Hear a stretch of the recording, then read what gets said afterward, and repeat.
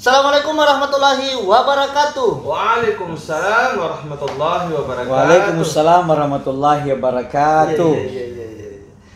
Sahabat Bosara Channel dimanapun Anda berada, dari Sabang sampai Merauke, dari segala penjuru dunia. Ya, dimanapun Anda berada. Ya.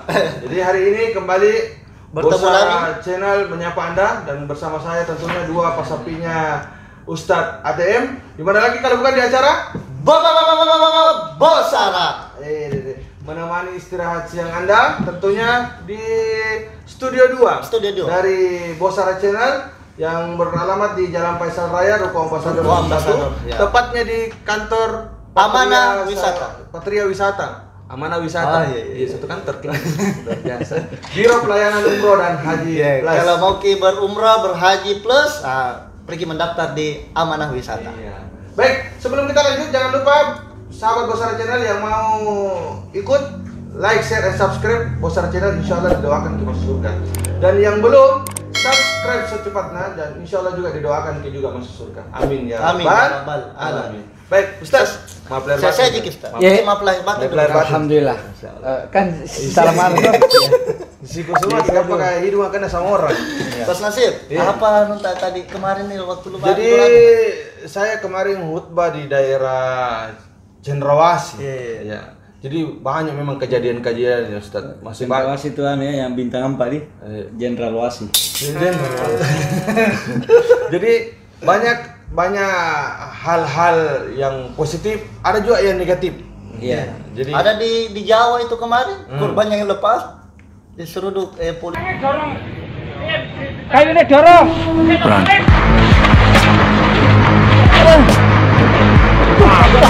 Polisi. ada yang lucu, Iya. ada yang Unik.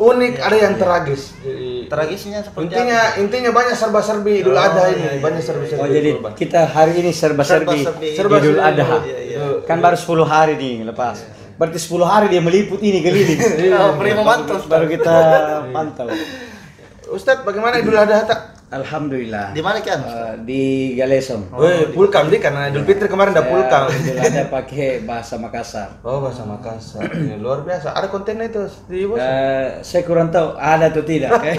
Oh, cari Kayaknya nih. tidak sempat di. Nonton semua dari awal kontennya Ada kayaknya. channel. Ada kayaknya. Cari Iya. mami dari Ada awal. juga khutbahnya juga. Ada juga khutbahnya.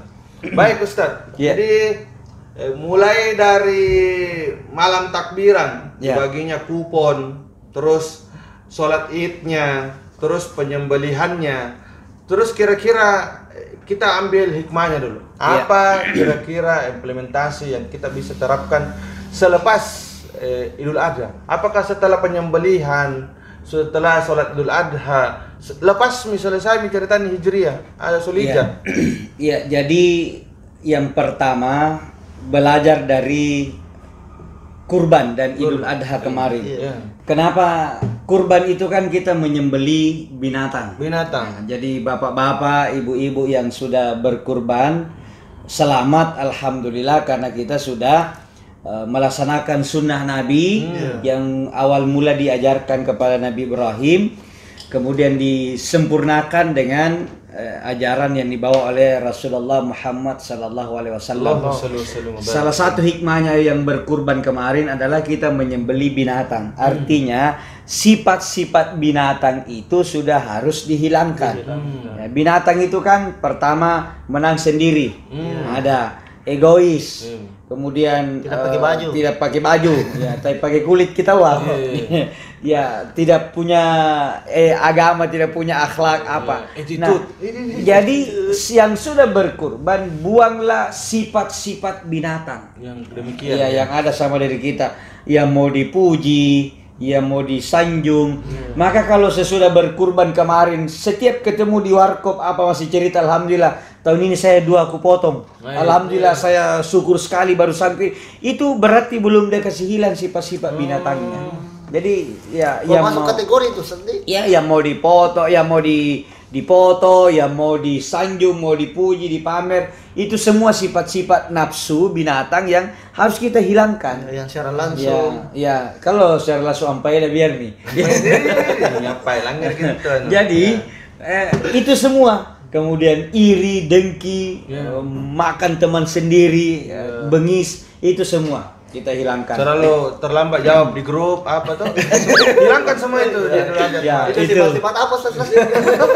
Ya, yang kedua, kita juga belajar dari berbagai hal-hal yang belum sempurna kemarin, misalnya pembagian kupon kepada orang-orang miskin. Betul, ternyata ada juga orang yang sehari-hari dia cukup hidupnya, dia sudah layak lah. Tapi begitu ada pembagian daging kurban, dia malah duluan ngotot. Mau bahkan orang-orang miskin itu malah tersisi. Nah, ini yang perlu. Jadi kalau nanti ke depan kita jadi panitia kurban, ya harus didata dengan bagus. Harus lebih selektif lah. Bagaimana kalau ada yang tidak dapat kupon sama jalur-jalur marah-marah? Ya, apalagi pengurus masjid kan raya. Ini bahaya juga. Jadi kurban ini kan ya tentu tetap prioritas tong itu kodong orang-orang miskin kemudian orang-orang yang dekat masjid pasti tidak ada tong itu persanta kalau kita tinggal di dekat masjid baru tidak dapat.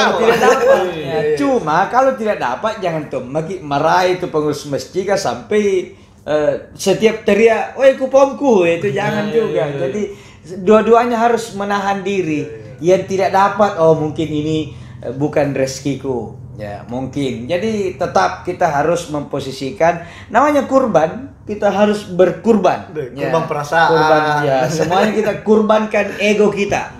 Baik ego panitia maupun ego penerima. Jadi seperti itu. Kemudian masih banyak juga kita dapati teknik memotong yang jauh dari sunnah. Yang diajarkan agama dari sunnah.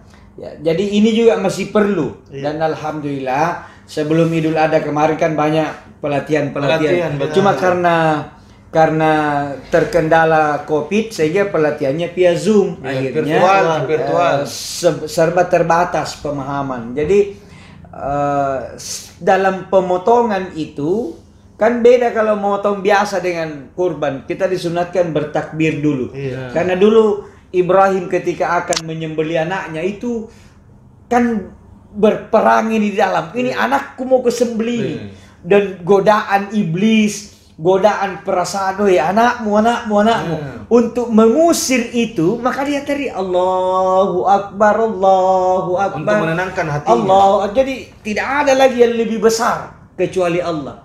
Untuk bisa melawan itu. Bayangkan itu kalau anak mau disembelih. Nah begitu. Jadi ketika kita memotong atau menyaksikan pemotongan bagi yang akan berkurban, seolah-olah dihadirkan ini jiwanya ini Ibrahim dan Ismail. Bahwa yang saya mau potong ini karena Ibrahim memotong anaknya, maka seolah-olah ini yang saya potong yang sangat saya senangi, sangat saya cintai, dan ini harus saya lawan. Makanya takbir.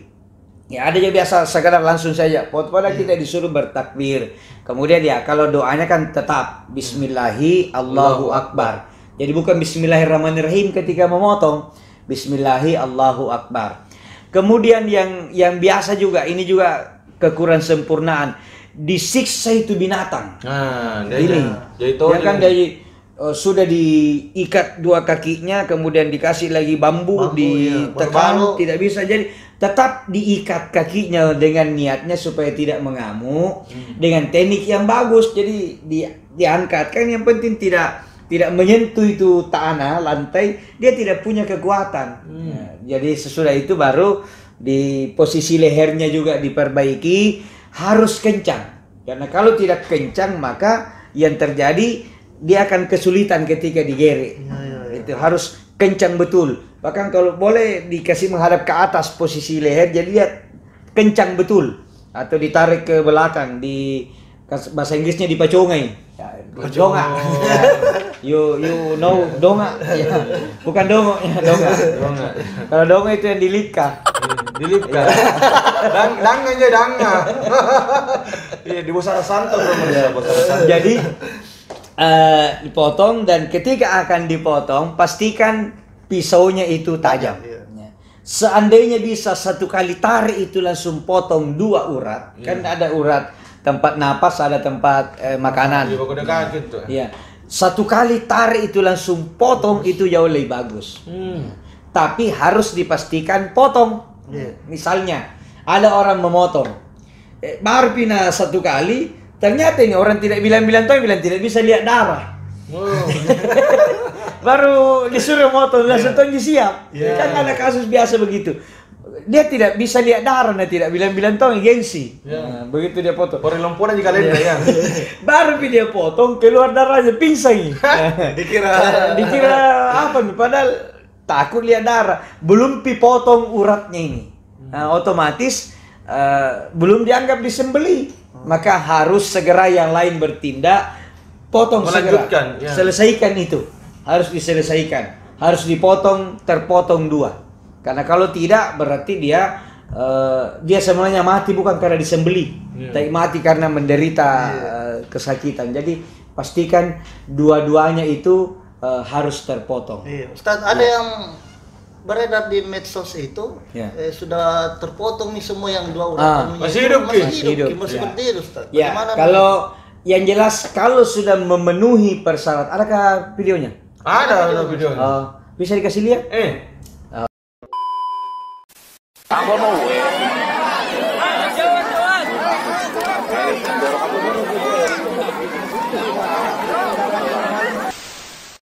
Kalau yang kayak begini, ini kan namanya di luar dari kebiasaan.